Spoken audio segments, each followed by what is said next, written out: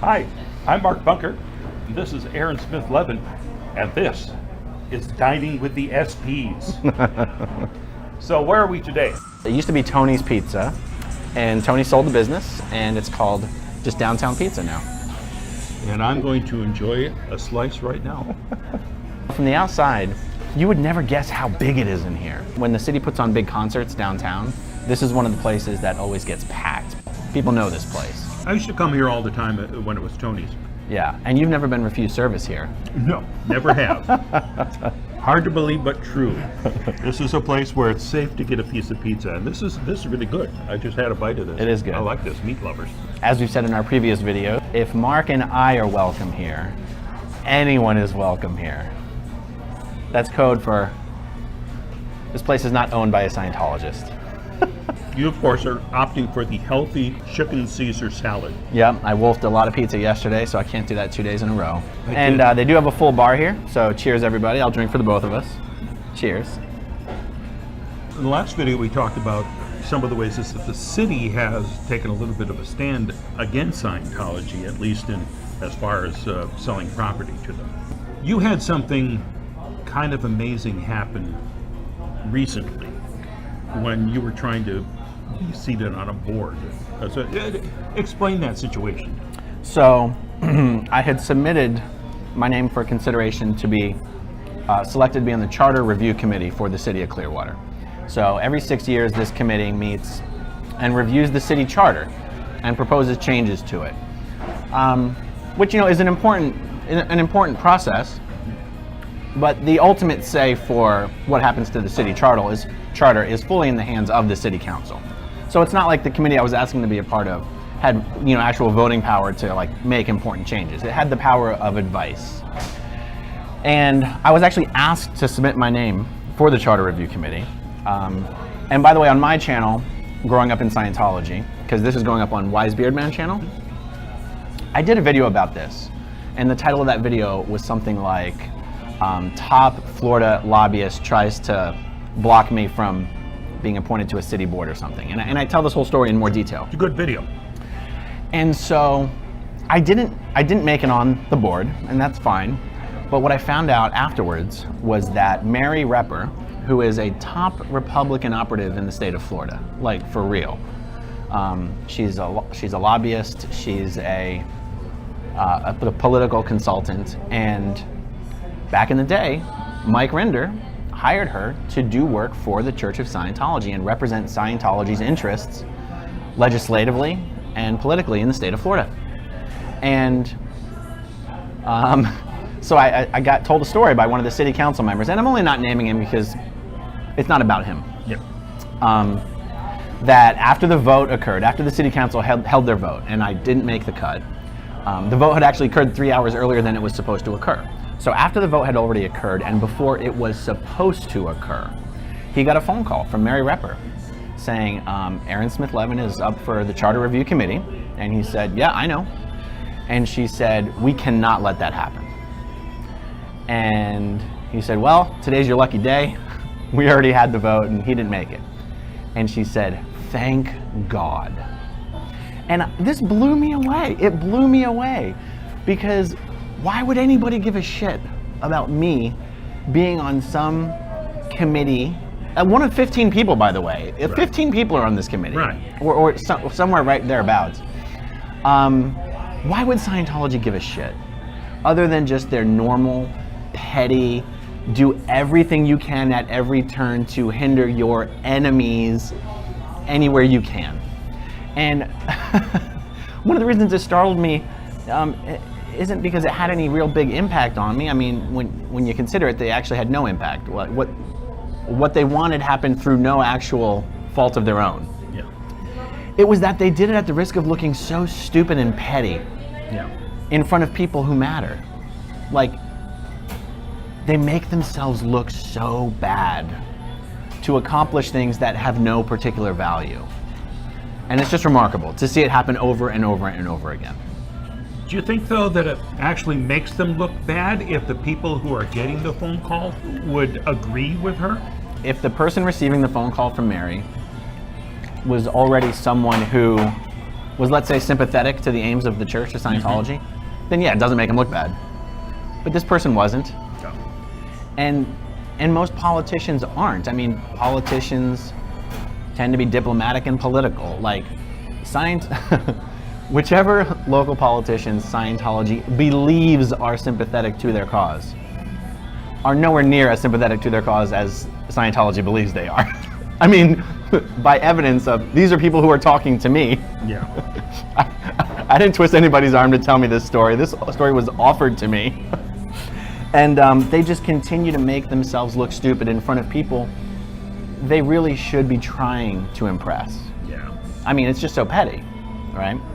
So anyway, just to use any political capital on something like that at all, just shows you they don't have it all going on upstairs over there. Right, and you would have been one of 15 on this panel, as you said. Right. It wouldn't have mattered at all. Recently. It would have been fun, it would have been interesting, it would have been educational for me. Sure. To see the process play out. But they didn't accomplish anything. Yeah. Anyway, you get it. Last month, there was a local community group that held a seminar for folks who want to become a candidate in the upcoming elections. And this was a really nice thing for this organization to put together. There was a former city councilman there, and attorney for the city, and several other people who have been involved with local government. And they were giving you the ins and outs of what it takes to run a campaign, things you should know. I found it quite interesting, and it was a very well-attended meeting. And they asked for a show of hands for who is thinking about running for office. And I looked around the room, and there were a whole bunch of different hands. I was at least a dozen or so people. And I was looking around, and I looked to my right, and my hand was in the air. So I do plan to run for the city council. Now the world knows. Yes. One of the things that they talked about is the former city council member. He said, do you think those little 3 minutes when you get up to talk at the city commission meetings, do you think that really makes a difference? And of course, nobody raised their hand, because clearly they don't. But, he just came out and said, no, they don't make one bit of difference at all. You silly, simple peasants who think you're coming up with your 3 minutes to make a difference, it doesn't matter. Who said that? Who said that? The guy who used to be on the guy. It was a former council member? It was a former council member. I love it, because he's saying what everybody already knows is Sure. true. Yeah. And that's one of the things, over the years that I have occasionally gone up to speak my mind. And one of the entertaining parts of it for me is I can see that they hate hearing from me. The mayor especially is just glaring at me the entire 3 minutes. Mm-hmm. Why are you talking about Scientology again? Why? And I look around the council, nobody wants to hear anything about whatever it is I'm talking about. But it's nice to hear somebody come out and say it. Yeah. Hey, you silly fools! Who wants to get up and talk for 3 minutes? Yeah. Well, I don't necessarily share that view, but I've decided that one of the things that I had in mind when I moved back here to Clearwater, and people say, why'd you move back to Clearwater, for heaven's sakes? You were out of here. I wanted to see if I could make a difference in Clearwater. And I had been spending so much time with a regular day job, just trying to survive, that the thought of, and I was working evenings, so the thought of being on the city council really wasn't practical. But I knew as soon as I retired, I'd be free to do that, and I retired a few months ago.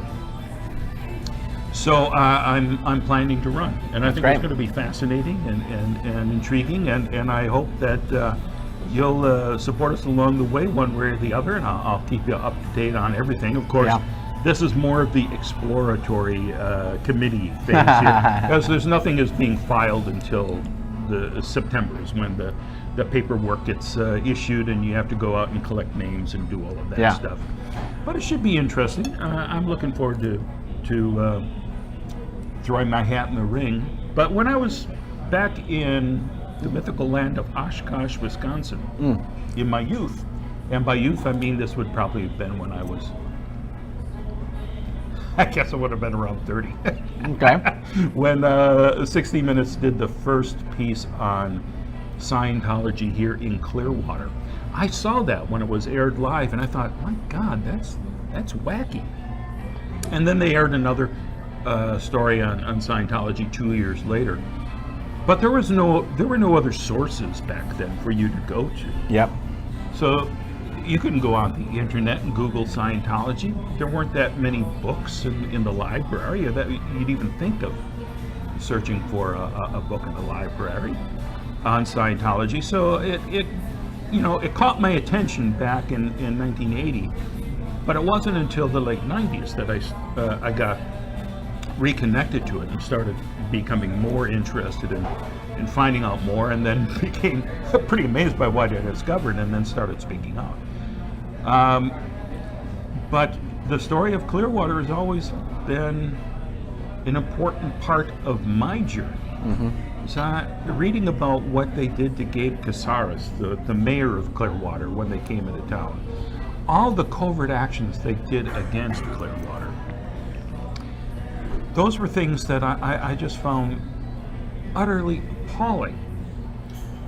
And when I came here to Clearwater with the Lisa McPherson Trust back in 2000, I was a big fan of the police department. I don't know if I mentioned this part when we talked about the police last time. Yeah.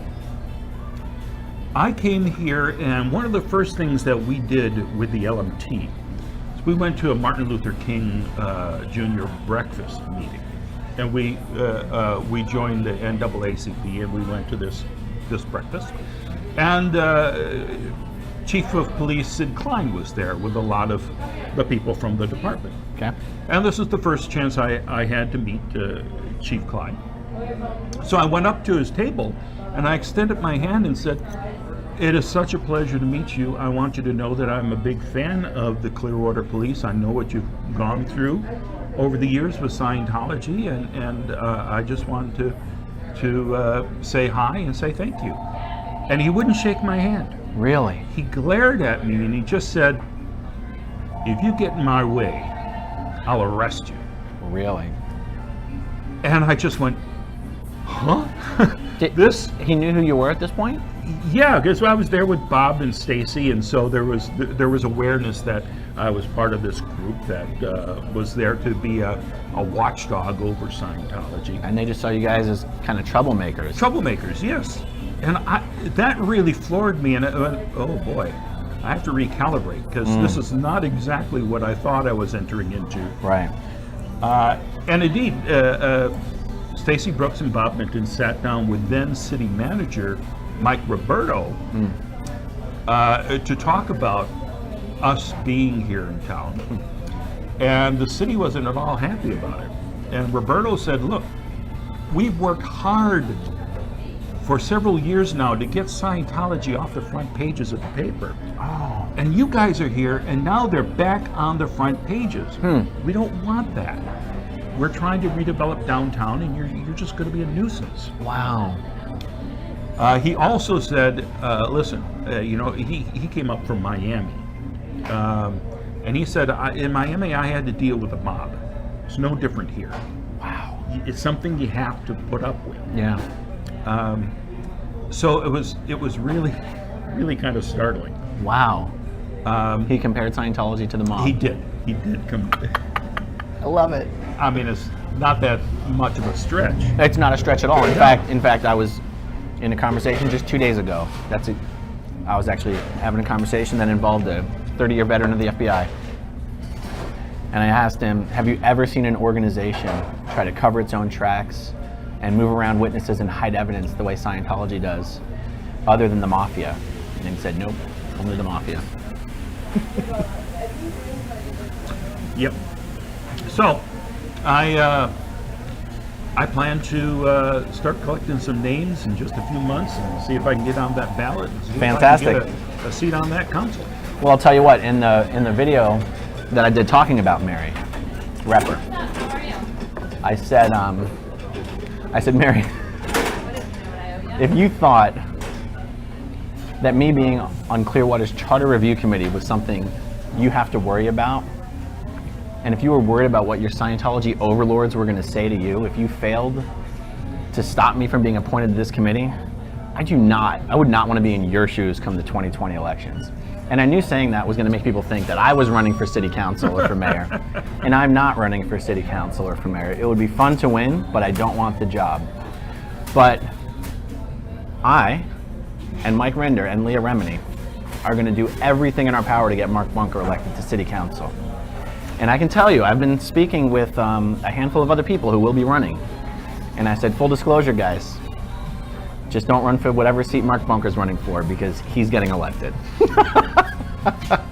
And I say to these guys, and I'm speaking in generalities because I don't want any one person to think I'm talking about them specifically. Because there are people who really know what's going on here and want a new wave of change to come. They want to see people on the council who are educated and knowledgeable about Scientology's tactics and motivations and aren't susceptible to the bullshit and the smoke and the mirrors. It's nonsense, right? And it's the time has come for people to be on the council who actually know what's going on. Yeah, and one of the things that I've pointed out to the council in various speeches that I've given in my pointless 3-minute arguments, I've always said, you should have Mike Render on your speed dial. You need somebody who knows what is actually happening inside Scientology to stand up to them. Yep.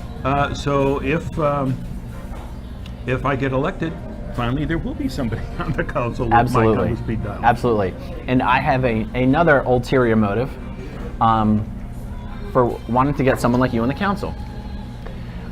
The people of Clearwater, and I guess in your experience, as you just said, the officials in Clearwater, are really tired of the impression that the media creates, right? The headlines, that Scientology owns this town, right? Right. Okay. Now, in a certain regard, well, there is truth to the fact that Scientology is the biggest landowner in downtown Clearwater. Yeah. So if you want to say, well, they literally own the town, then fine, I get it. But but that's actually not true, because downtown is a very small portion of all of Clearwater, right? And despite their property holdings, and despite, Scientology pays tax on 20% of its property. And that alone makes them the largest taxpayer in downtown Clearwater, right? So even though they're a tax-exempt organization, they own so much property that they still end up being the largest property owner in downtown Clearwater. And that's where you get this this phrase that gets thrown around of Scientology owns downtown Clearwater. So where am I going with this? Regardless of how much they own and regardless of how much taxes they pay, their influence is minuscule. And I mean influence where it matters. And the fact that Scientology has never been able to get any of its members elected to any office in this town or in this county or in this state apparently isn't enough for people to get that message that Scientology's influence is nowhere near what they would like everybody to believe that it is. So I was thinking about this about a year ago, and I said, look, the fact that they haven't been able to get one of their own members elected isn't enough for people to get the message. So what would it take? We have to show they can't even stop anybody else from getting elected. Because the way I was trying to figure out, why do politicians act so afraid? Well, it could only be two things. They're afraid that Scientology could prevent them from being reelected, or they're afraid that Scientology is going to find out their dirty laundry and air it to the world. I mean, it's both of those things, right? And I'm like, okay, well look, if someone's got skeletons in their closet, they're always going to be afraid. But, barring that, they need to get the message that Scientology doesn't have influence. It has pretend influence. And so I'm being kind of long-winded about this, but I was like, look, if we can get somebody who's at the top of Scientology's enemies list here locally, which you, sir, are, that's going to send a clear message to everybody. Stop being afraid of these clowns. And by clowns, I don't mean all Scientologists. the Church of Scientology. They're a bunch of clowns, and they throw their weight around. They try to, it's all bark, no bite. If you ask me, that is how I feel about it. I don't know. How do you feel about it? Well, conversely, if I'm found dead in a ditch sometime before the election in March 2020, yeah, no one ever will run against them again. But I plan to stay alive for it. Yeah. So this is going to be a lot of fun. I truly believe. Now, we have the same problem politically that probably exists all over the country, which is very low interest, very low engagement on the part of the community. Mm-hmm. I think less than 20% of the people vote. I think that's correct. I think I'm being generous. Especially the elections for office for the city council and for the mayor. That's going to happen during the primary election. So even fewer people vote during the primaries. Right. By the time the actual election day comes, where you would choose the president, yeah, right, this race will be over. That's right. So we got to get people out for the primary. That's right. Now, but here's where this is going to get really interesting, and this is why I think this is exciting. When it comes to just straight up political issues, mm-hmm. I think it's very easy for people to tune out. It doesn't affect their day-to-day lives. At least they don't think that it does, and it's easy not to show up. But this is Clearwater. There's one issue everybody cares about: Scientology. And I want the citizens of Clearwater to know which candidates running for city council are just straight up not afraid of the Church of Scientology and are not going to hesitate or back down to call them out on their bad behavior. We're not talking about, persecuting them for beliefs.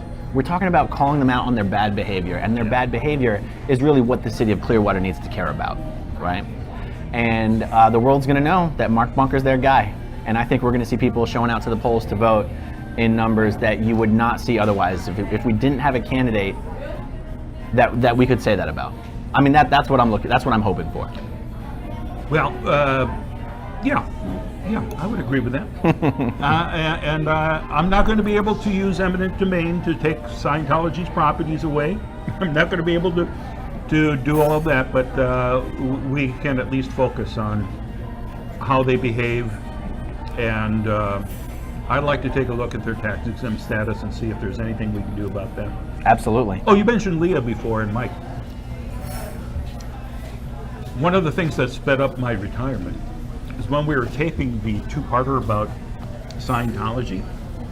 They had to have planned this ahead of time because they did this in unison. But during the interview section, they said if only there was somebody locally who could run for office, Mark. And I just broke into laughter and went, yeah, you're right. Well, that's why I'm here. So I better get to it. This election is around the bend. So did they say that on camera? They said it on camera. It didn't make the cut, did it? No, it didn't make the cut. No. There was about 3 hours worth of stuff that didn't make the cut. Yeah. But it amused the hell out of me. Yeah. So it'll be fun, and I'm going to keep you up to date all along the way. I'll hopefully have cameras with me, following me around, knocking on doors, all that kind of stuff. It's going to be awesome. Signatures for everything, and so it'll be an interesting journey. Yeah. So I think what I would like to say to the people of Clearwater, and by the way, a lot of local people are going to see this video, right? If you are tired of what Scientology has done to the downtown area, if you've seen the show and you thought, what can I do? Like, what can any of us do?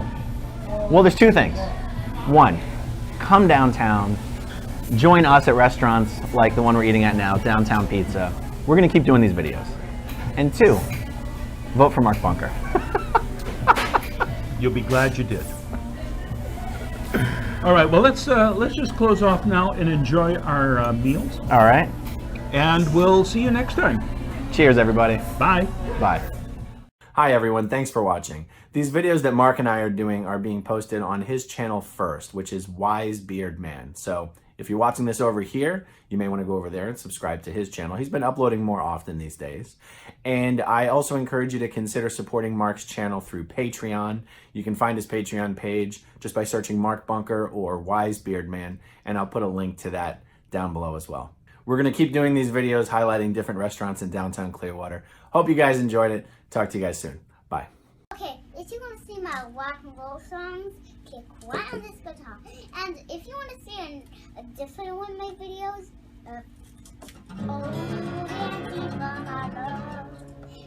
then you could click right inside here. If you have subscribed or not, subscribe